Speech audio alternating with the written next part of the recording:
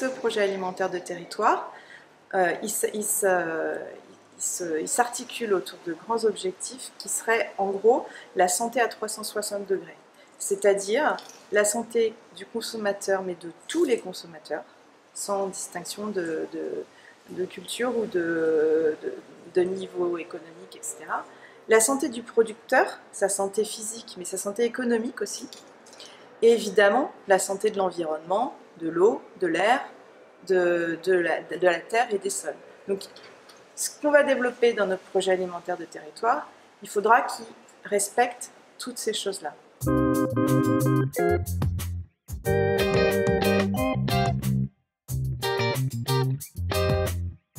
Mathilde Roussel, bonjour. Bonjour. Mathilde Roussel, vous êtes vice-présidente en charge du projet alimentaire de territoire.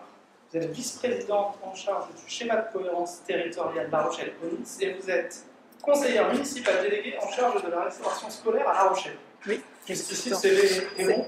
Tout va bien, c'est ça. Vous êtes une personne à qui on a envie de poser plein de questions. Avec plaisir. La première, qui est un peu large mais nécessaire, c'est quels sont les impacts de l'agriculture et de l'alimentation sur les émissions de gaz à effet de serre et sur la biodiversité sur le territoire? Alors ça, on peut y répondre parce qu'on a fait passer un PCAET qui est un document et surtout on a fait beaucoup d'études dans le cadre de La Rochelle Territoire Zéro Carbone et du coup on a compté en fait qu'est-ce qu'on dépensait par grande famille, que ce soit la mobilité, etc.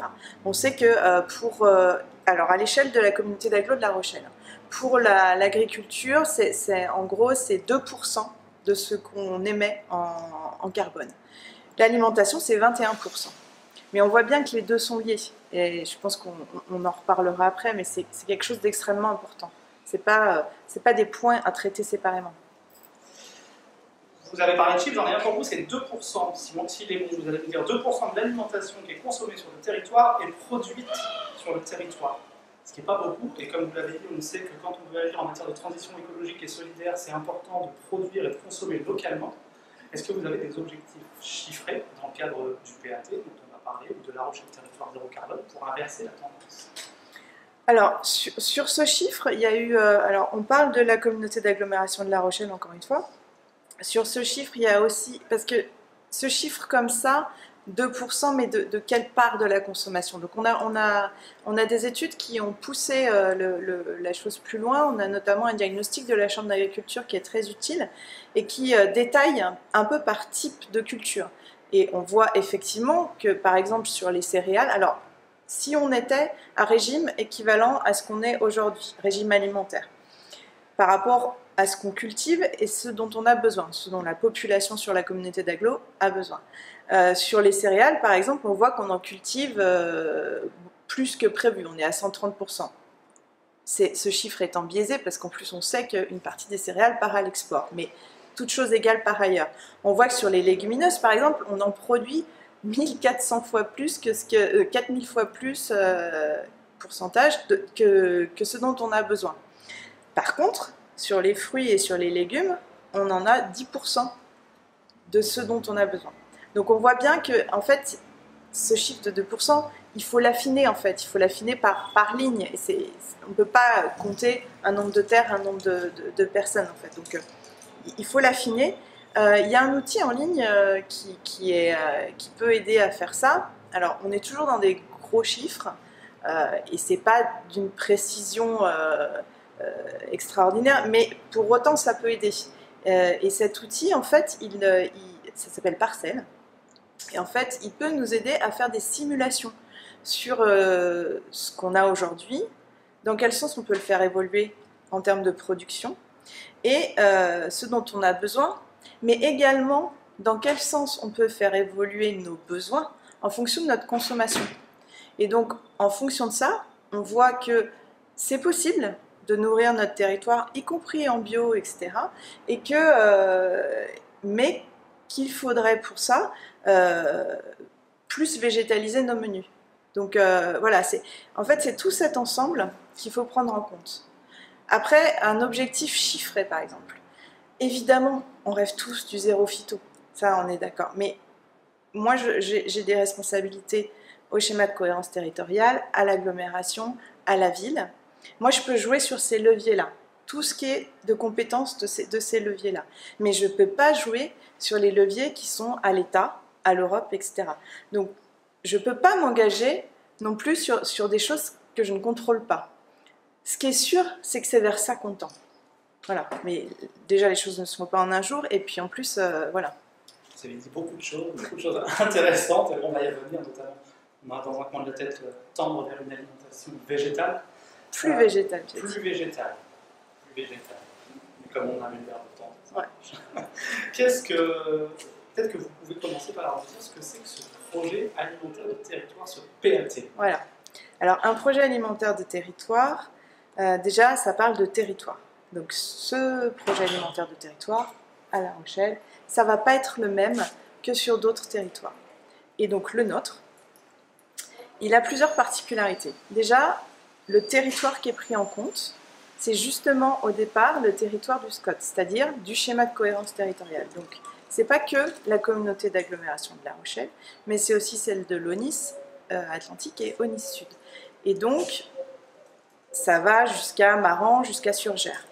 Et puis est venue s'ajouter la communauté de communes de l'île de Ré. Donc là, on va jusqu'à Saint-Clément. Donc on voit que le territoire, s'il est cohérent, parce qu'il correspond à notre bassin de vie, c'est plusieurs organisations ensemble. Donc déjà, à faire fonctionner, c'est quand même particulier. Donc on a ce territoire. Et puis après, ce territoire, il a une caractéristique, c'est la présence de la mer. Donc évidemment, le volet pêche sur notre projet alimentaire de territoire, il est extrêmement important. Non seulement le volet pêche, mais le rapport à l'eau d'une manière générale. Voilà. Je pourrais développer, mais... on va peut-être le faire avec les questions qui arrivent. Et alors, juste pour terminer, ce projet alimentaire de territoire, il s'articule autour de grands objectifs qui seraient, en gros, la santé à 360 degrés. C'est-à-dire la santé du consommateur, mais de tous les consommateurs, sans distinction de culture ou de niveau économique, etc. La santé du producteur, sa santé physique, mais sa santé économique aussi. Et évidemment, la santé de l'environnement, de l'eau, de l'air, de la terre et des sols. Donc, ce qu'on va développer dans notre projet alimentaire de territoire, il faudra qu'il respecte toutes ces choses-là. Et ensuite, un projet alimentaire de territoire, on ne parle pas que d'alimentation. C'est un système en fait. C'est un système en forme de boucle dans laquelle on va avoir le foncier, ce qu'on met dans la terre, la manière dont on la cultive, la manière dont on transforme ce qu'on cultive, la manière dont on distribue ce qu'on transforme, la manière dont on s'alimente, donc l'alimentation, et puis à la fin de la boucle, les déchets qui repartent à la terre. Donc il faut vraiment penser ça comme un système cohérent et où tout s'enchaîne en fait. Tout a un impact sur les autres parties. Toutes les actions pour nous qui vont nous servir, qui vont être développées sur le projet alimentaire de territoire, elles rentrent dans cette boucle et elles respectent tout ce que je vous ai dit tout à l'heure sur la santé du producteur, du consommateur et de l'environnement. C'est pas mal cette histoire de santé comme fil rouge, oui. Que vous déclinez en plusieurs objectifs. Exactement. Est-ce que vous voulez en parler un peu? Je crois qu'il y en a 11 des objectifs. Alors, il y en a 11 qui étaient, oui, qui sont ceux qui sont présentés sur la plaquette. Ouais. En gros, les objectifs, ça va être, c'est des enjeux en fait, c'est des enjeux de transition agroécologique, c'est des enjeux de mise en valeur des produits de la pêche, par exemple, d'une certaine pêche, de la pêche et la conchyliculture. C'est des enjeux de pédagogie et de transformation de la consommation, donc d'accompagnement en fait des consommateurs, des citoyens, d'accompagnement des agriculteurs, d'accompagnement sur la restauration collective, ça c'est un gros levier qu'on a, notamment avec la loi Egalim, de valorisation des produits du projet alimentaire de territoire. Voilà, on a plusieurs choses et puis on a entre 30 et 40 actions qui se déclinent dans ces axes-là. Alors, vous voulez des... Non, avant d'approfondir là-dessus, on va laisser passer la vidéo. Et je voudrais savoir comment est-ce que vous l'avez construit, ce projet alimentaire de territoire? Qui a été réuni autour de la table? Alors, moi je suis arrivée donc en 2020. il sort pas du chapeau, hein, le projet alimentaire de territoire. C'est quelque chose qui est poussé déjà par notamment beaucoup d'associations citoyennes. On a un territoire qui est très porteur quand même sur ces sujets-là. Et lors du dernier mandat, il y avait déjà une délégation sur l'agriculture. Et là, on est passé à une vice-présidence sur le projet alimentaire de territoire, donc c'est beaucoup plus structuré. Et au moment où je suis arrivée, on a également gagné un appel à projet de la DRAF, donc de la région, sur les projets alimentaires de territoire, qui nous ont permis justement de commencer à lancer, à voir comment on allait établir une gouvernance qui inclut tout le monde, les mangeurs comme, encore une fois, tous ceux de la boucle, pour qu'on fasse tout ça ensemble. Donc on a commencé comme ça, avec au départ les trois territoires Aunis-La Rochelle, donc l'île de Ré est venue s'ajouter, et puis la Chambre d'agriculture, et aujourd'hui on a ajouté le GAB, le groupement des agriculteurs en bio de Charente-Maritime, et le port de pêche.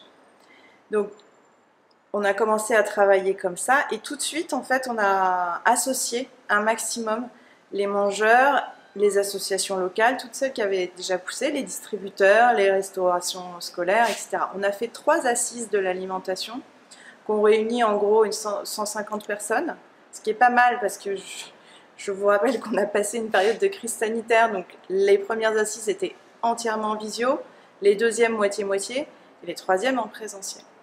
Donc avec ça, on a orienté en fait des axes, des choses. Donc aujourd'hui, on a un comité de pilotage. Ça, c'est l'état des lieux. Hein. Tout ça est évolutif, évidemment. Donc on a un comité de pilotage qui va aller chercher les financements, qui va vérifier, etc. Donc qui est composé donc des 4 PCI, plus de la Chambre d'Agri, le GAB et le port de pêche. Quand vous dites PCI? EPCI, c'est les territoires. C'est la communauté d'agglo, l'île de Ré, les 2 Aunis. Ensuite, on a un parlement. Ce qui se dessine, ce serait d'avoir un parlement avec une 40aine de personnes qui, pareil, oriente, pousse des actions, vérifie, valide, évalue, etc. Ce parlement, il va être composé par des personnes qui seront des rapporteurs de commission, je vous parlerai après, et puis des citoyens, ce qu'on appelle des mangeurs, mais aussi des personnes qui vont représenter la distribution, la transformation, la restauration collective, enfin voilà. L'idée, c'est d'avoir vraiment quelque chose de très... qui fasse le tour de la boucle. Donc ensuite, on a des commissions qui, elles, vont travailler sur des actions spécifiques qui seront regroupées par enjeu, dont on a parlé tout à l'heure. Et le pouvoir décisionnel, il revient à qui dans cette configuration? Le Parlement a un avis purement consultatif, j'imagine, ou alors il tranche? Alors, c'est plus compliqué que ça, parce qu'en fait, on est sur... Par exemple, l'agglomération de La Rochelle ne peut pas trancher pour la communauté de communes de l'Aunis, évidemment. Donc, on choisit ce territoire, on choisit de travailler ensemble, mais ça ne se passe pas comme ça, en fait. Chaque action va être portée par exemple par la communauté d'agglo, ou plus par l'île de Ré, ou plus par la Chambre d'agriculture, ou plus par le port de pêche.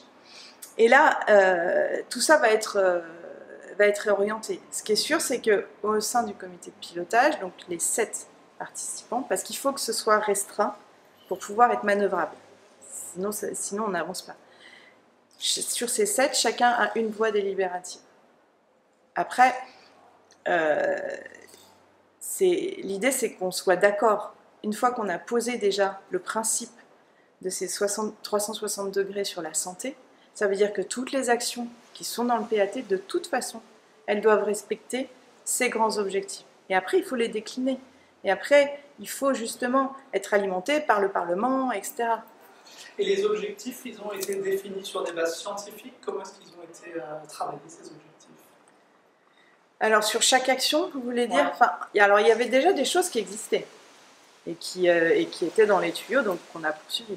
Il y a des actions qui sont portées par des associations qui sont venues nous voir et qui nous ont dit voilà, on pourrait faire ça, ou par des organismes plus complexes. Et puis il y en a qu'on a ajouté nous, parce que ça nous semblait pertinent.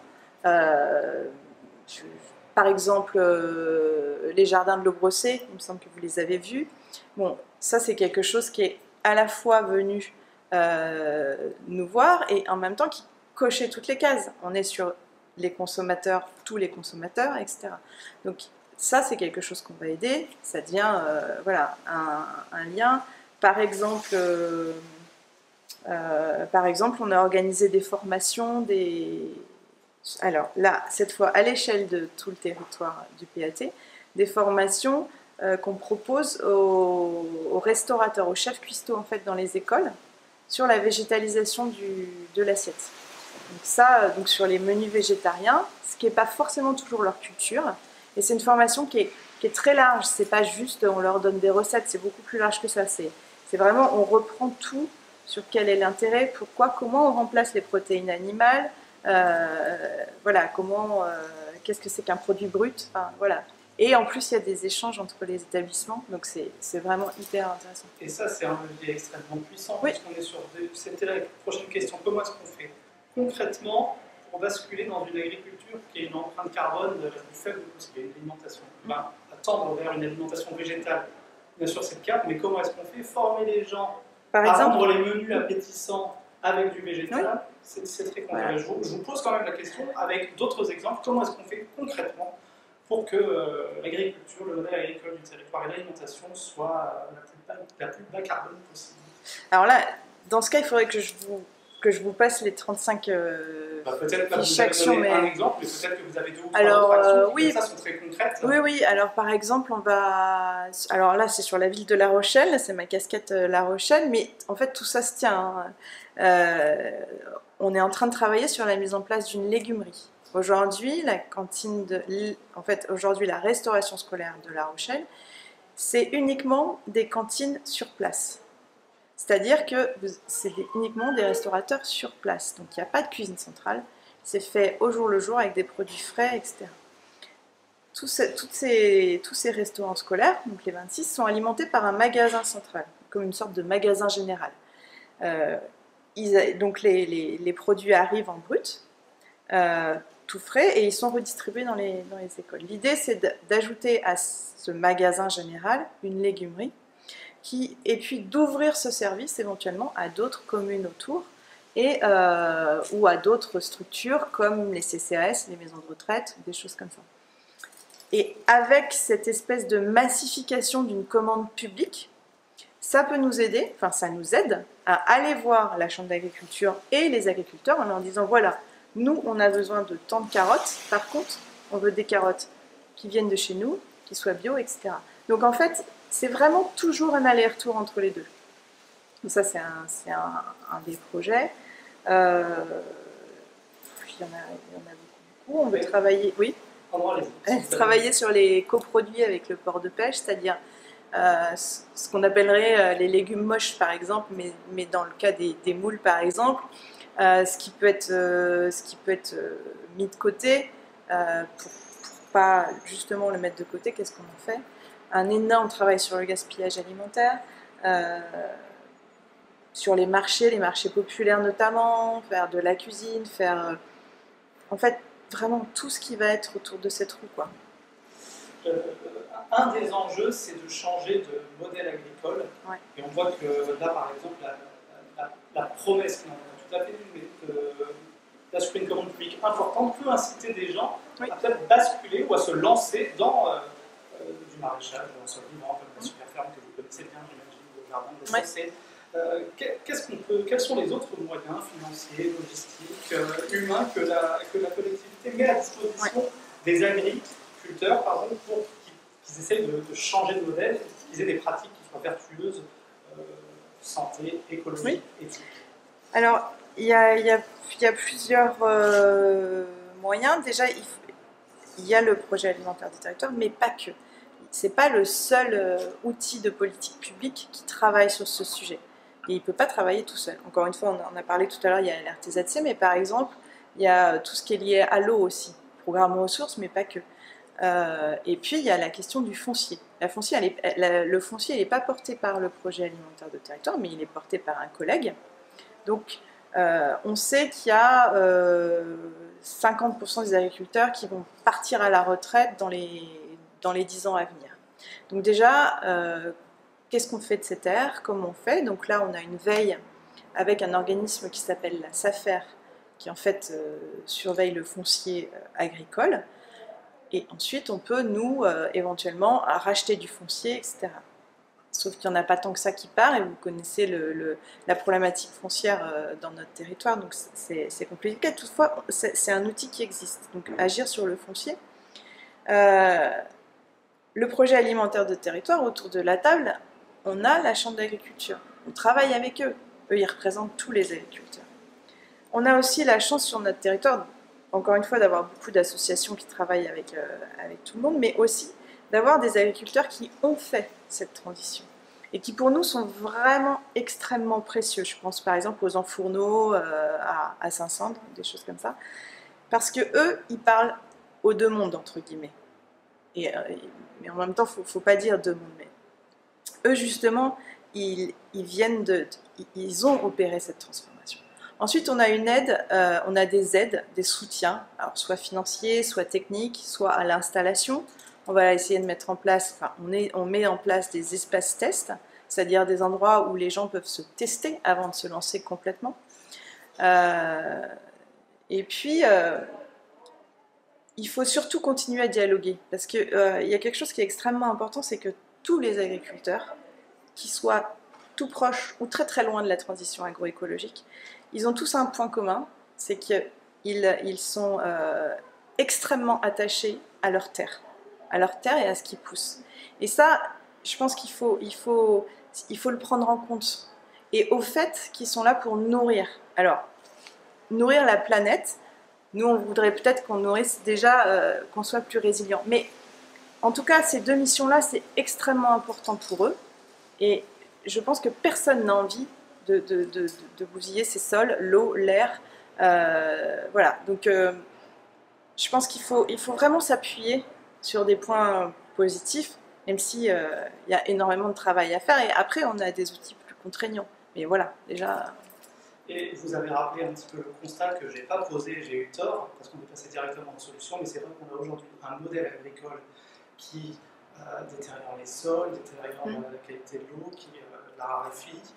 Donc il est à revoir. Et c'est pour ça que je vous posais la question tout de suite de comment est-ce qu'on fait pour embarquer les agriculteurs dits conventionnels vers des modes de production qui soient plus simples. Et vous y avez répondu. Comment est-ce que s'articule le projet alimentaire de territoire avec l'axe transition agroécologique et alimentaire, qui est une vraie belle ambition, de La Rochelle territoire zéro carbone? Alors, il s'articule très bien. C'est vraiment l'un qui va compléter l'autre. Alors, le projet alimentaire de territoire va porter plus de choses, mais certaines actions qui sont dans toutes ces actions qui se déclinent dans le projet alimentaire de territoire sont aussi des actions qu'on va retrouver sur La Rochelle territoire zéro carbone, sur l'axe agroalimentaire. Il y en a qui sont prises par les deux. Il faut bien mesurer que La Rochelle territoire zéro carbone, c'est plutôt à l'échelle de l'agglomération de La Rochelle, et que le projet alimentaire de territoire, lui, il est à une échelle plus large. Donc voilà, sur chaque sujet, en fait, il faut voir où est-ce que ça s'applique, etc. Même si, bien sûr, si on développe des choses, c'est à partir de La Rochelle territoire zéro carbone, on va les proposer aux autres territoires, évidemment. L'un va nourrir l'autre. Exactement. Exactement. Tout comme d'autres programmes de l'agglo, comme tout ce qui est lié à l'eau, comme le foncier, comme le développement économique sur certains sujets. Voilà.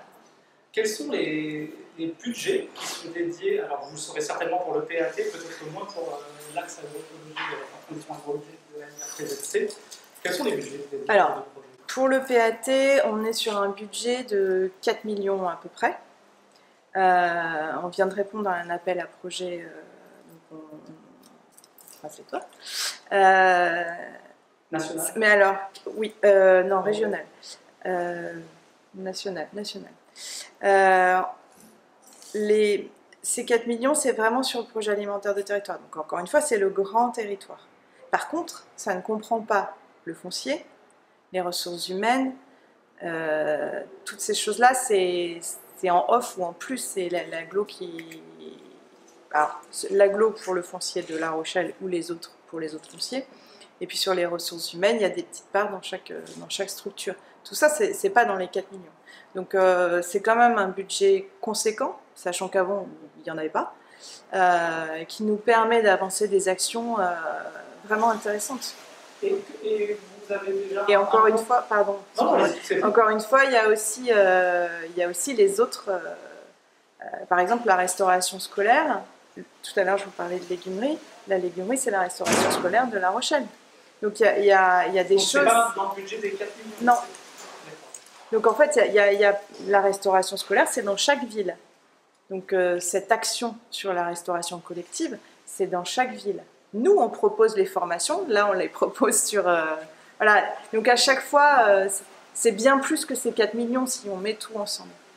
Est-ce que ce ne serait pas intéressant d'avoir un budget clair et global moi je pense que c'est super intéressant au contraire de croiser toutes les politiques publiques dans un même but. Parce que le PAT ne va pas tout absorber, puis ça n'aurait pas de sens. Par contre, qu'on travaille en rhizome, quoi, pas en silo en fait, qu'il ait des morceaux de croisement avec la politique de l'eau, avec la politique foncière, c'est ça qui est intéressant, je pense. Et sans rentrer dans le budget prévisionnel, les grands fléchages de ce budget du PAT, c'est dirigé vers quoi, vers qui? Eh bien, c'est exactement toutes ces actions qui sont déclinées, mais qu'il faudrait prendre le temps de décliner, et là, ça va être très long. Ce qui est sûr, c'est qu'on a mais à coup pas, peut-être un défaut de communication aujourd'hui. Donc c'est très bien qu'on fasse ce temps-là. Et dès qu'on va pouvoir communiquer sur justement toutes ces actions, sur la manière dont ça fonctionne, parce que tout ça est quand même semble assez nébuleux, alors que ça ne l'est pas tant que ça. Il faut qu'on le fasse pour que les citoyens puissent savoir à quoi ça correspond tout ça, de manière plus concrète. Alors même si j'ai compris que ce n'était pas tout à fait votre sujet, je vais revenir sur les 2 dernières questions sont sur La Rochelle Territoire Zéro Carbone, qui a 2 entités. Il y a un comité citoyen et un comité scientifique qui travaillent sur les sujets qu'on leur met sous le nez, si je puis dire.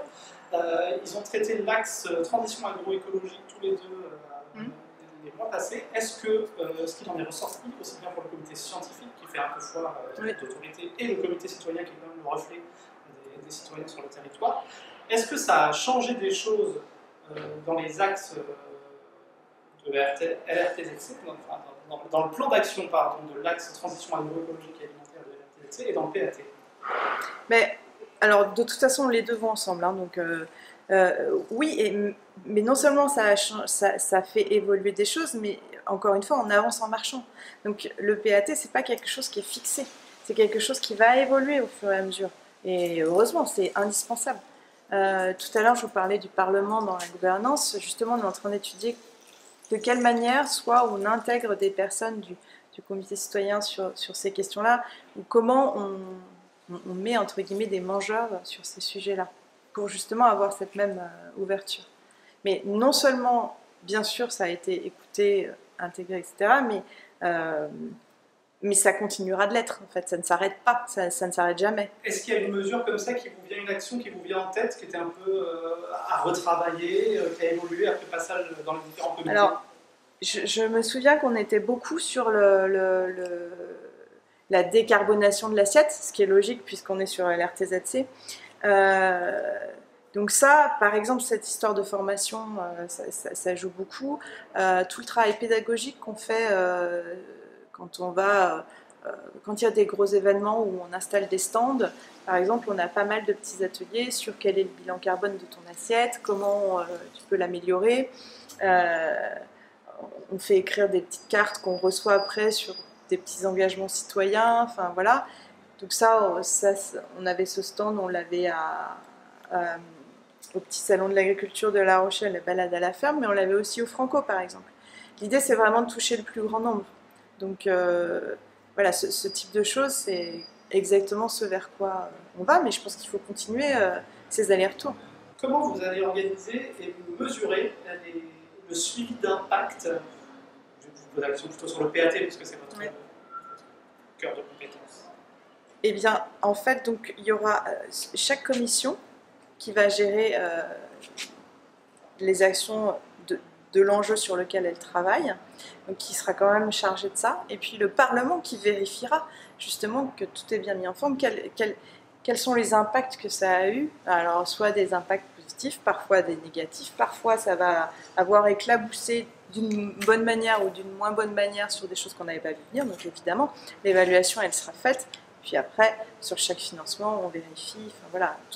Justement, c'était un peu le sens de la question que je n'ai pas formulée. C'est quoi les indicateurs? Est-ce qu'il y a des indicateurs? Mais sur chaque action, en fait, sur chaque action, en gros, on va avoir une fiche avec qui est chargé de cette action, quel est son calendrier, quel est son budget, comment elle est décrite, et quels sont ses indicateurs, et quand est-ce qu'on y revient, etc. Et à chaque fois que le Parlement se réunira ou et le comité de pilotage, il y aura un retour sur tout ça. Enfin, évidemment, tout ça est extrêmement suivi. Mais est-ce que c'est des indicateurs du type, je dis vraiment n'importe quoi parce que j'en sais rien, mais il y aura 70% de l'alimentation dans la restauration collective qui sera bio ou végétale?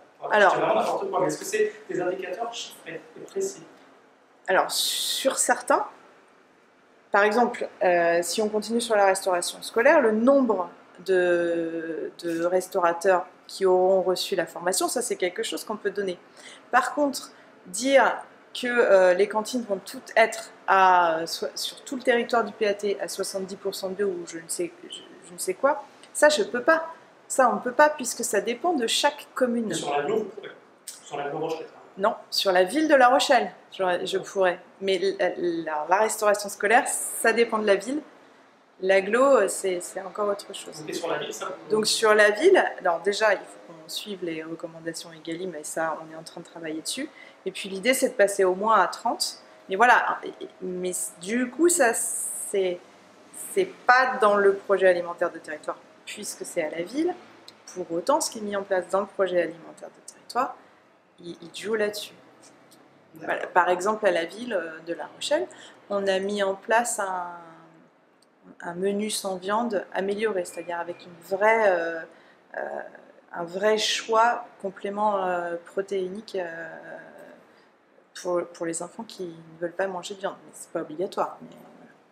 C'est incitatif. incitatif. D'ailleurs, on a vu une étude il n'y a pas très longtemps. Le choix entre deux menus, un végétarien et un avec de la viande. Quand le menu végétarien est proposé comme étant le choix par base, ouais. Il y a 86% des gens qui le prennent, alors que quand il est proposé comme menu secondaire, il n'y en a que 6% qui le prennent. C'est bien pour ça qu'il faut continuer à travailler, à faire goûter. Plus on fait goûter, il paraît qu'il faut, par exemple, à un enfant, c'est hyper important l'enfance mais l'adolescence aussi. Hein. Il paraît qu'il faut leur faire goûter 7 fois un produit avant qu'ils l'aiment, de différentes manières. Quoi. Et ça, c'est quelque chose auquel je crois.